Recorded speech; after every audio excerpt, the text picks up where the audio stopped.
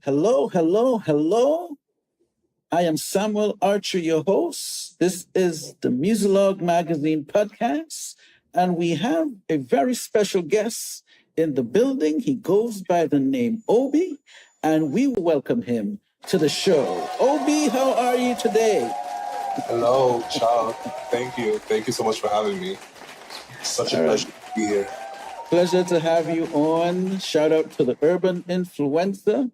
I met you there, and we would interview some of the artists that's on there. We had a chance to chop it up with you. Yes. And it is my pleasure to invite you to Muzilog.com so we can chop it up some more. You have a very interesting background, and I believe my audience would really like to hear about an artist just like yourself. Yeah, thank you. Thank you so much. And yeah, definitely during that urban influencer meeting, I did remember messaging management as we were in the midst of the meeting saying, this is definitely somebody that I would love to have a one-on-one. Okay. Yeah, because, you came across with somebody with such a well of knowledge. I think what you shared about that beautiful analogy that you made about social media as opposed to a website, right? Okay. The whole storefront and, driving. I think that was a very beautifully described analogy. So yeah, I love learning. I invite the experience of learning in any way, shape or form that I can. So I was really looking forward. So when management came back saying that there was a possibility for me to have a conversation with you, I was more than excited. I was pretty thrilled, actually. Okay. Well, pleasure is mine. So I didn't do much of a deep dive, but I did a little bit of gathered a little bit of intelligence on my end. So you've been described as a soul-stirring reminder that artistry and truth never go out of style. So wow. My question... Who said that? I'd like to shake their heads. Well, you gather things as you go, but I'm sure it's kind of close to how you feel about it. Yes. So how do you stay rooted in authenticity in an industry that's driven by trends? Beautiful question, and I hope to give a beautiful answer as well. Okay. I love to bring thinkers. Yes. It's going to sound like a lie, but I think more than in any other moment of our human existence, it's just been one of my big main mantras is look to your path. There's a French song called Vois ton chemin. I probably butchered it, the name, and it's from a 2004 French movie called The Chorus, Le Choriste. And the song says, look to your path, look to your path, look to your path. I think it's very easy to get distracted, to look at what others are doing, allegedly better than you are. And I think, again, going back to that urban influencer question, I think that specific question I didn't get to answer was, how do you think the question, and I'm definitely paraphrasing, was how do you keep yourself current with hip-hop being pop, right? Trap music being pop, and Gen Z generation really, driving the commerce. And the way that I do is that I don't think about it. To be completely honest, I really don't. I've come to a moment in my life where I feel supremely proud of the identity that I've been able to nourish for myself. I am the product of perhaps trials and errors where perhaps before I was a little bit more responsive towards what's out there. But I always consider another mantra is consider the source. And when I say consider the source, I'm talking my sources. my source of inspiration. So I am heavily inspired by folks like Sarah Vaughan, of course, Billie Holiday, Ella Fitzgerald, Donny Hathaway, people that were singularly singular in their identity. Sarah Vaughan didn't become Sarah Vaughan by trying to do what Peggy Lee, Ella Fitzgerald was doing. Ella Fitzgerald did it. Everyone that I aspire to be, aspire to have their career, are people that are just unique and singular. So I am honestly, I'm making the conscious decision and active and focused decision to not interest myself with that, with the commerce and with the virality. Sounds like a line, I know it does, but it's something that I do day in, day out. If I wanted to be more current, I probably wouldn't be singing jazz. If I wanted to be current, I probably would have made Strange Fruit my first single. If I wanted to be current, I probably would have a live album as my first album. If I wanted to be current, I would probably sing something more cookie cutter, something that people may expect a black man, a black singer to sound like, sing like, to sound like. So I relish in my singularity, right? I'm at the intersection and my place at a position of different identities. I'm Italian, I'm Nigerian, I've lived 10 years in London, I've got an accent. Perhaps the way I look is not necessarily the way that people would expect me to sound like. My speaking voice sits pretty low, but then my singing voice sits couple of octaves higher. So those are all things that perhaps growing up and when I didn't have such a strong sense of self, were things that I was masking, things that I was hiding, things that I was ashamed of. But I celebrate them now. I celebrate them. They bring me joy. So to kind of go back and answer your question, how do I stay current? I do me. And it's up to the public, the commerce to decide whether I'm current or not. But I feel like winners, and I'm becoming very long-winded, so I promise I'm almost done. But winners winners don't win by looking at competition. Winners. I remember watching. Is it Gabby Douglas? Gabby. The athlete, the gymnastic. Oh, the gymnast, Gabby, yeah. Yes. And they asked the question, how do you always win? And she was like, it's not like I go into competition winning. I just go there and I do my best and I just so happen to win. Right. That's something that most winners say. People that excel and succeed a lot. They don't, it's like, I don't check my competition and try to outdo them. I just put my best foot forward and I do a hell of a great job. And I just so happen to succeed when I do that. So that's the same way that I see it. I think it's such a time wasted thing to kind of like try and stay current what others are doing. Oh, people are doing it this way. Let me try and incorporate. No, because there's beauty in uniqueness and singularity. I hope I answered your question. Yeah. I mean, you did. I mean, you give me like a 3D answer, which is cool. So what I'm hyperverbal, so I can talk over. That's okay. That's okay. I wanted to be comfortable over here, relaxed. However the vibe takes us, that's fine with me here. We're not on the cookie cutter time thing over here. Yes. But what I gathered is that you're intentional in carving out your path. Part of it would be also you have your blinders on and you're just doing you. Yes.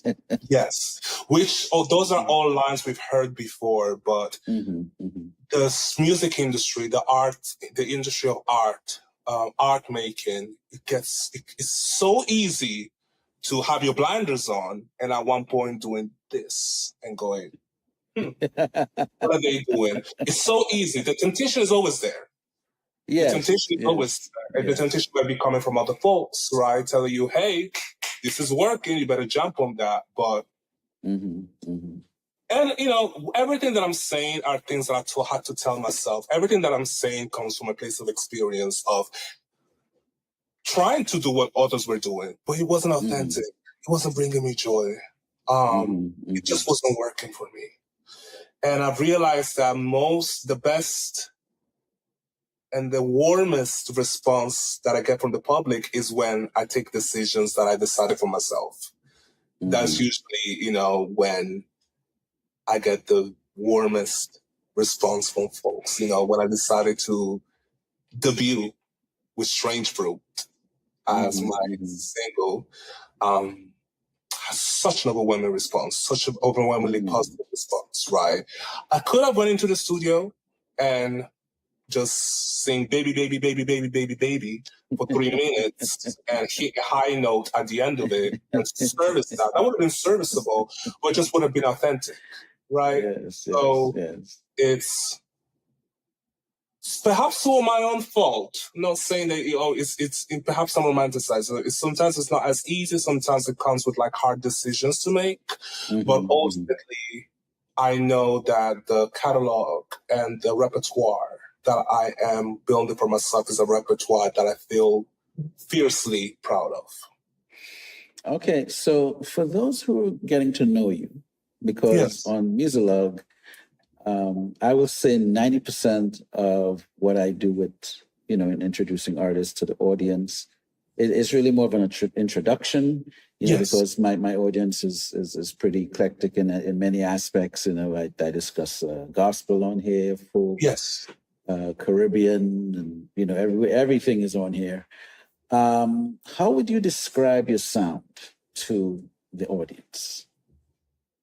Somebody said, I did a So Far Sounds performance, and somebody wrote a piece about me and said that I'm genre agnostic. And I was like, I've never heard that before, but it sounds beautiful, so poetic. I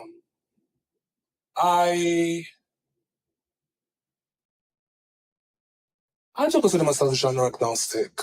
Of course, there are some genres that I respond to more as opposed to others.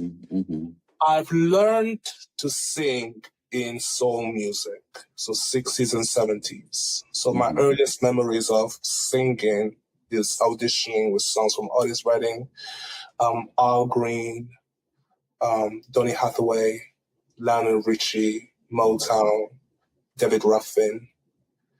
But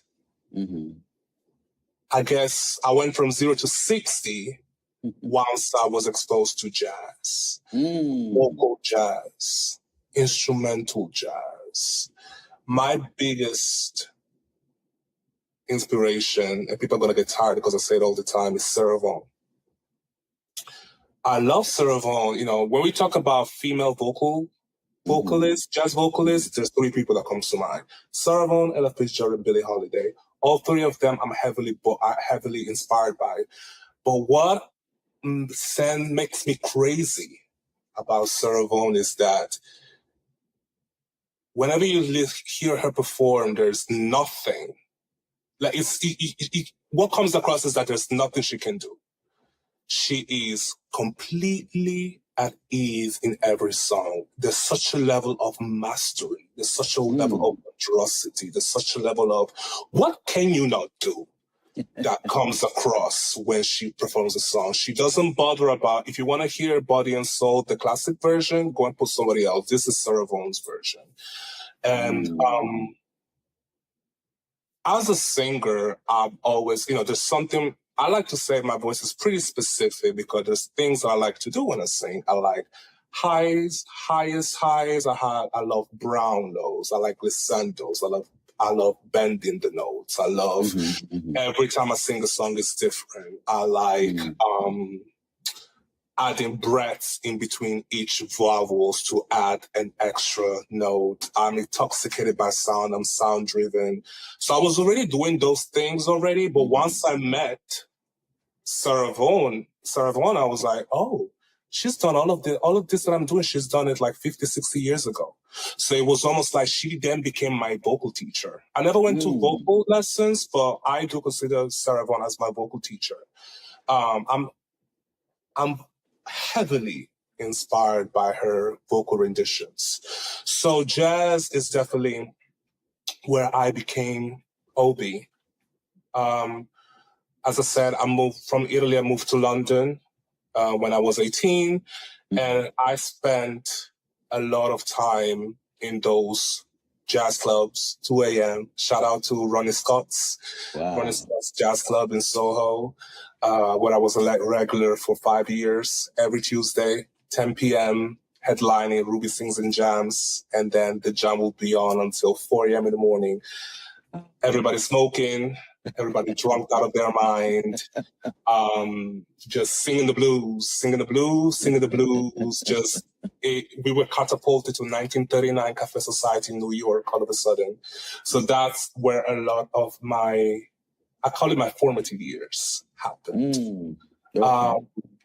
So yeah, and when it comes to singers, I consider myself, I think I said it during the Urban Influencer, I am a live singer that records. I am not a recording artist that sings live. I learned how to sing. I've learned my identity. I've learned who I am through live singing, through doing performances. And that goes from concerts to wedding singing. That goes from festivals to singing people down the aisle. So when I talk about live performances, I'm not only talking about touring, right? I'm not only talking about those performances. I'm talking about funeral singing, divorce singing. I've sang everywhere. Any type of event that you think about, I've done it. So that's where I've honed my skills. That's where I learned. That's what I've learned how to express myself through vocal performance. So I am very interested in artists that all of the artists that I listen to have live material, solid live material. Donny Hathaway live at the Troubadour, Los Angeles, 1971. Sarah Vaughan live at Tivoli Ballroom, 1963. Ella Fitzgerald live at Berlin, 1960. Same album that she won a Grammy Hall of Fame for. Layla Hathaway live at Troubadour, which she also won a Grammy for. So I noticed how everyone that I aspire to be have live material. Everyone that I aspire to be are monsters live. So I want to do that too. I'm just curious and a little nosy. Yes. Is Nina Simone anywhere in there? Yes, of course. I was actually listening to her on Sunday while I was doing laundry. Okay, I was just curious. The high priestess of soul. You want to talk about live performance? You want to talk about somebody that, this is my show. You are coming to see me. So you will not dictate. Talking about being singular. Yes. I watched an interview that she did in 1999 for the BBC. I think people were kind of trying to put her on you're late. You know, you always take time to get on stage. She said, every time I do a performance, I go back to what my first musical teacher told me. You, Nina, you never get rushed by the public. They're there to see you. So until you feel ready to go, they're going to have to wait. And people might say that that's such a deep thing, that's such, but to me, it spoke on so many levels because I take live performance very seriously. It's not a cash grab. It's just not a cash grab. That for me, it's a ceremony. It's a moment, right? So I take it just as seriously. And yes, Nina Simone, she also did Strange Brew. I mean, Nina Simone, I pale in comparison to all of the people that I have described so far, but yeah.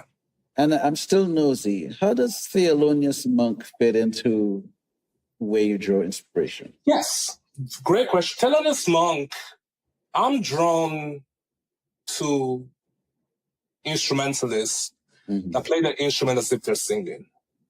Okay. I like that. So Thelonious Monk, Lester Young. I mean, when you listen to Lester Young, you're literally feeling like this is a melody, this is a vocal line that he's playing. This is not an instrumental line, right? You could almost sew in lyrics and you can sing it. And so Thelonious Monk, Lester Young, Miles Davis, John Coltrane, I mean, all folks that, Errol Garner too, folks that play their instrument as if they're singing. And many times when I do their interpretation, I take lines from their impros and I turn it into kind of like my own thing. Yes. So you mentioned things that at one point they were like an issue, but now you celebrate them. Yes. So what was that part of, could it be something where it was either from a religious aspect or maybe growing up, things were looked at a certain way? Where does that come from for you? Yes. I mean, I'm the child of immigrants. So I was born an immigrant. The U.S. is the third country that I call home, and I'm old, but not that old. So, it's, I've lived 3 different countries already, right? And kind of my story has always been the story of not fitting in, which I guess is a story that a lot of people, not just artists, relate to, right? Was born and raised in Italy. So I'm Italian, but Italian folks didn't really see me as Italian because, the way I look. My parents are Nigerians, but Nigerians didn't really see me as Nigerian because you're not from the motherland. Turned the age of 18, I moved to the UK where I was an immigrant. So, my story has always been a story of like, where is home? Where is your little corner of the world? Where is your oasis? If the follow-up question is, have you found it? Not yet. Still looking for it. It's hard for me to root myself somewhere because I'm so used to be gone like the wind, right? And there was a point, where, for example, I didn't tell folks I was Italian.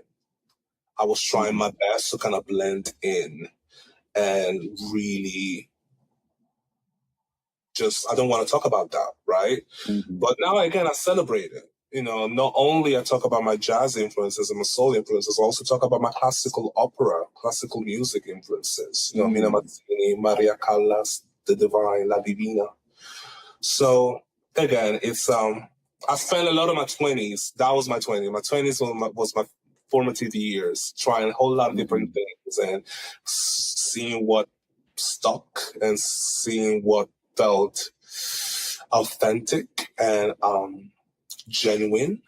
And I guess now in my 30s, I'm like, okay, I want to do more of what excites me and less of what feels like a chore. So, yeah. You talk about classical. Now, did you do some form of like classical training as well? No, not at all. I've never ever been to a formal vocal lesson, but oh, really? It's Italy. No, never. Yeah. But it's Italy. It's Italy. It's Italy. So, 70% of the world art is in Italy. Italy is such an artistic, romantic country. So art is everywhere. So, of course, opera was something that I've heard. And then again, Sarah Vaughan was also heavily influenced by opera. Sometimes when you hear her sing, she will tackle jazz song as if it's an aria, right? So, yeah. And I think it also comes across in my vocal performance as well. It's not an overly conscious thing that I do. Like, I want to sound like an opera singer, but again, being from a place, coming from a place of wanting to celebrate all my different aspects. Kind of going back to what you were saying, I think we're so used with social media right now, we're so used to everyone just being one thing and being known for one thing only. And that being their only thing that they do, which that's what accelerates the process of being current and not being current anymore, because people are only allowed in the world stage to do one thing and one thing only. And perhaps there was a point in my life where I was trying to also limit myself to one thing. I can't be Italian and American and Nigerian and a jazz singer and an opera singer. I can only be one thing. So I'll choose to be a jazz singer. Okay. Why?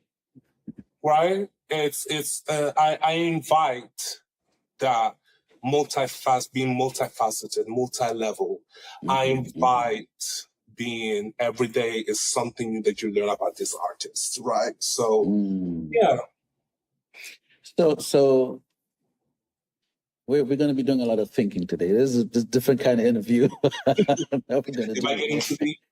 No, this is great. This is great. I like this. I like thinking stuff. What would you say your positives would be, being that you spent some time in Italy, you spent some time in the UK, now you're in the US? What are the positive or the benefits or the bonuses from each place that is part of what you do today? Yes, absolutely. What a beautiful question. And I say because I appreciate, because most people don't ask me those questions. It's more like, what brand is on your glasses? But Italy is home of art. So the way that I express, the fact that I'm so hyperverbal, the way that I describe myself, describe things, the way I talk is italiano proprio duro proprio. It comes from my Italian side, the way that my love for love, my love for romance, my love for staring at the blue moon, full moon, and just bathe in that. That's very Italian. London opened me to so many different cultures. I've lived in South London. My whole the whole almost 10 years of London experience was South London. Norbury, Streatham, Brixton, Camberwell. So I was exposed to Somali culture. I was heavily exposed to African Caribbean culture, reggae, roots. It's such a melting pot. Some people shy away from things they do not understand. I invite them. I love learning more. I love going to bed, waking up in the morning, going to bed, knowing that I know something now that I didn't know when I woke up this morning. I love that. From America, it's just, y'all love me. There's that novelty factor, I guess. A black guy, I guess, heavily tattooed that sings jazz and speaks Italian, I guess doesn't always happen. So it's America is giving me the platform to do what I've been working towards for 30 years. Okay. And it's beautiful. It's beautiful. It's beautiful. Okay. Now, do you play an instrument at all? I do consider vocals an instrument. Yes, but okay. Other than that, no. I was taking piano lessons, but I was told that my fingers are very, very short.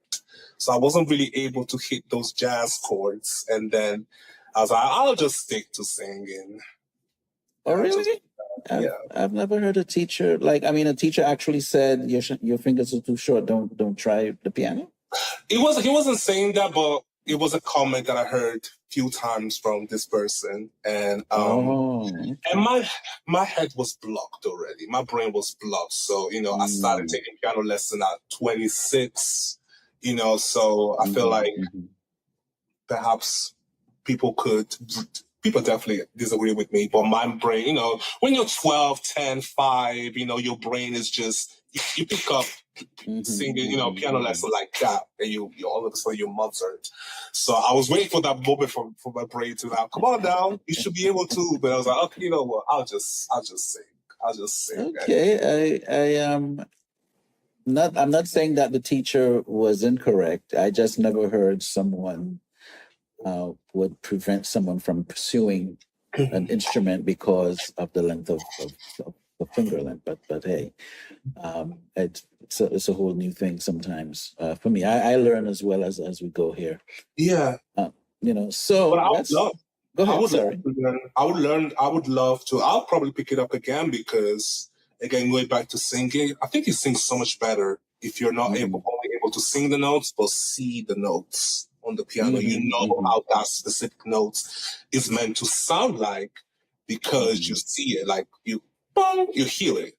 So you're either in tune or you're not in tune, right? Right. So, D'Angelo. Go ahead. D'Angelo learned how to play guitar in like a couple of years. I mean, D'Angelo is D'Angelo. Let's just say that. People do it. Yeah.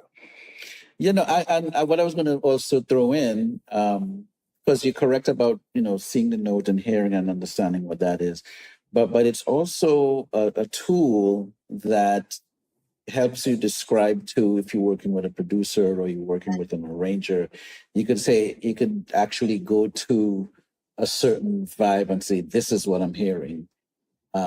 Although they may figure it out eventually because you probably have to sing it and maybe use other examples. But sometimes when you just have a basic, and it doesn't mean that you have to be like, Liberace or George Duke, one of those guys. Or Nina Simone. But right? Right? And she was amazing on keys too. But at least you would have enough that you can point the arranger in the right direction and say, hey, this is what I'm hearing, this is what I'm feeling. I agree. And I've seen songwriters who just play guitar and they, again, they weren't the best in the world, but they could just show you as the producer, this is where I want to go with it, So maybe when time permits, he can explore one of those. I would love to. Yeah. I would love to. I would tell, if I was to have a kid right now, and my kid told me, hey, I want to be a singer to a musician and learn an instrument, let's put you into pick up one. What do you want? Piano, guitar, bass? Definitely. Definitely. That's what's up. So let's talk about your music. Yes. Which record have you released recently? Yes. So a very productive year for me. This year has been, I've been in incubation for 30 years. So finally this year is starting. Everything that I've been working for 30 years is finally coming to fruition. So I released my live album, my debut live album, January 6th, 17th, called Obii Live. It's an 11-track live album. We recorded it this time last year in Dallas with my full band, mixed, mastered, all of that, with a live audience. Contains originals, covers, Strange Root, of course. Okay. It's been going very, very well. The reception has been beautiful, which I am supremely thankful for. And I'm getting ready to release a second live piece, which is going to be an EP, so it's going to be a little bit shorter, more compact, called Live at Bruno's, which I recorded here in Austin the beginning of the summer in May. And the live album is more soulful. This live EP is pretty jazzy. So we're doing a lot of like jazz numbers. We're still doing originals. We're still doing covers. But the band that I've used for this specific live EP is jazz through and through. I met them at the Elephant Room. Here is a jazz club here in Austin. And they're amazing, amazing, amazing folks. And it's live at Bruno's. Bruno's meaning Bruno's living room. Bruno is the double bass player. Okay. And, it's beautiful. So the music videos from that live EP are out already for each of the tracks. The live EP is coming out on August the 8th. And to commemorate its release, I'm also releasing a documentary, a full-length documentary of the making of Live at Bruno's. There's going to be interviews, bonus footage. I'm really looking forward to it. But what I'm doing here and I think I also said during the Urban Influencer, I am not chasing the cloud. I am not chasing success. I am not chasing the chart. What I'm doing right now is cultivating my anthology. I'm cultivating my discography, meaning that isn't it beautiful when you exposed to a new artist and realize, wow, this artist has 5 albums out already. So I'm going to listen to all these 5 albums this weekend. Yes. So that I'm really inviting and I'm really preparing people for that experience, being able to say, because people discovering me right now. So I am inviting that experience of, who is this guy, Obii? Okay, he has 2 albums out already. There's all these videos. Let me give him my afternoon. Let me put him in the back and listen to what he does. So I'm inviting that experience. And I'm inviting, as I'm curating my catalog, if you will. Okay. And it's, I'm being very... We're taking our time here. Okay.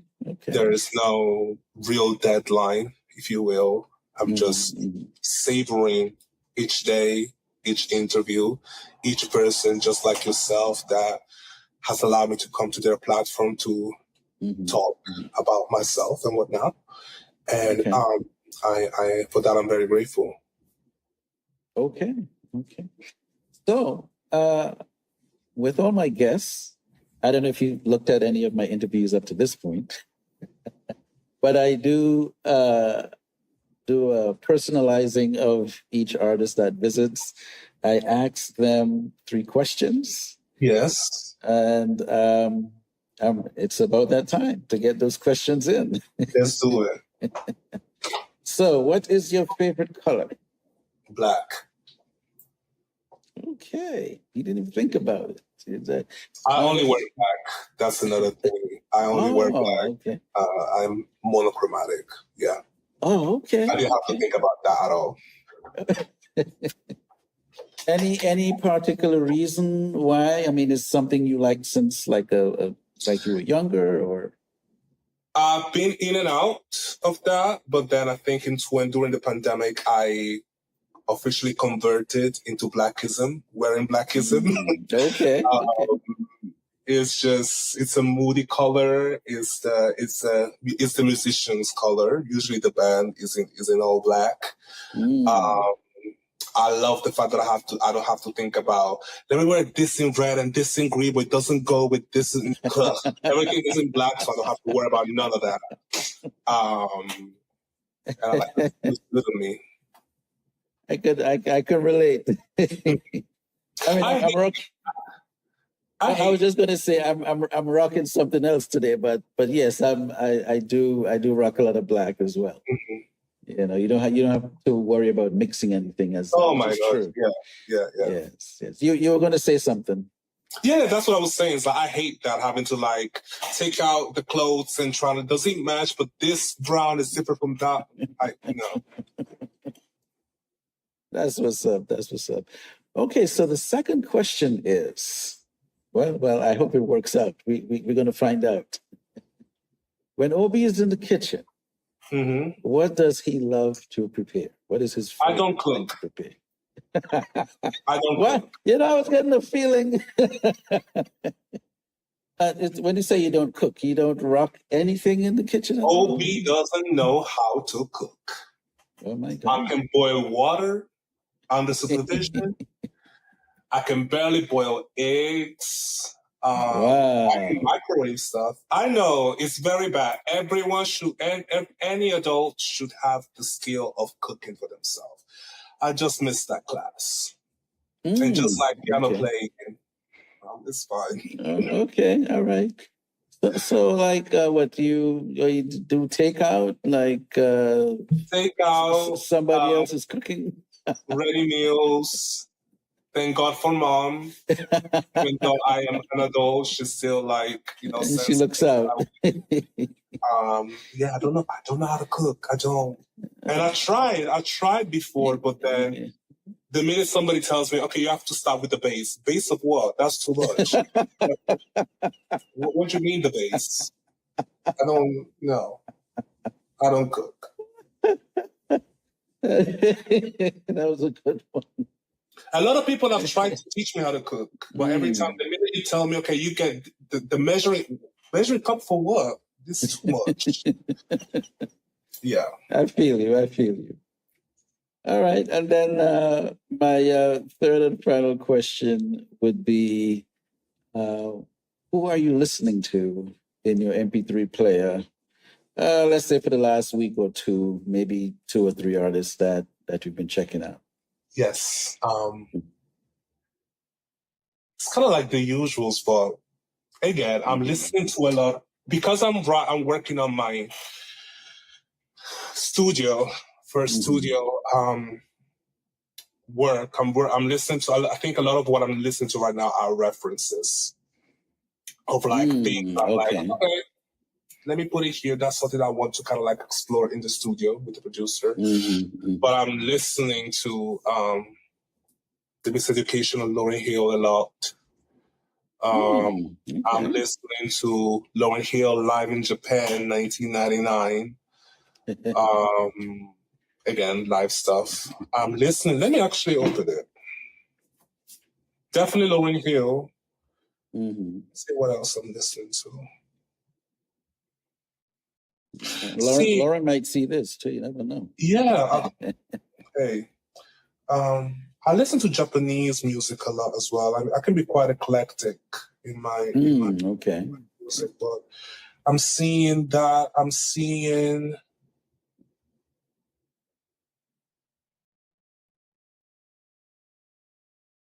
also Nigerian elements too. So I listen to a lot of old school Nigerian, so not Afrobeats, but Nigerian. So Fela Kuti, Prince Nico, and a lot of like Studio One reggae pieces. So the Paragons, the Ethiopians. Is Hugh Makasela in there as well? Not him, but which is the one? Everything Ken Booth.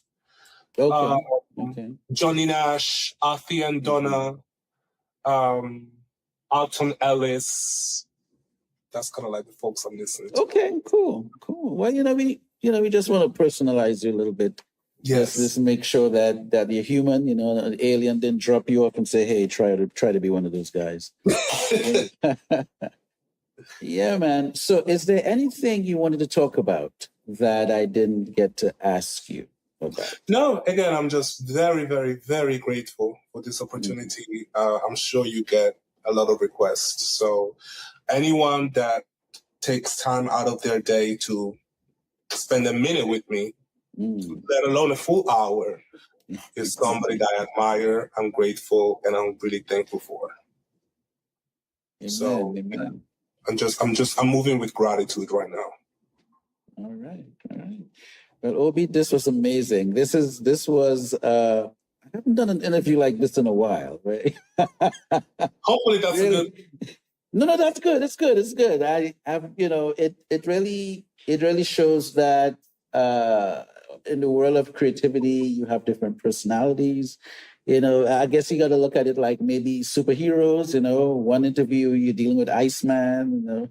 The next interview with Superman. The next interview is Power Girl. The next one is it's just sort of like each creative would have something special about what they do, plus the personality. And then some would be in a more intellectual level where you just gotta like rise to the occasion and really make it an enjoyable experience. So this was really good. This was really good.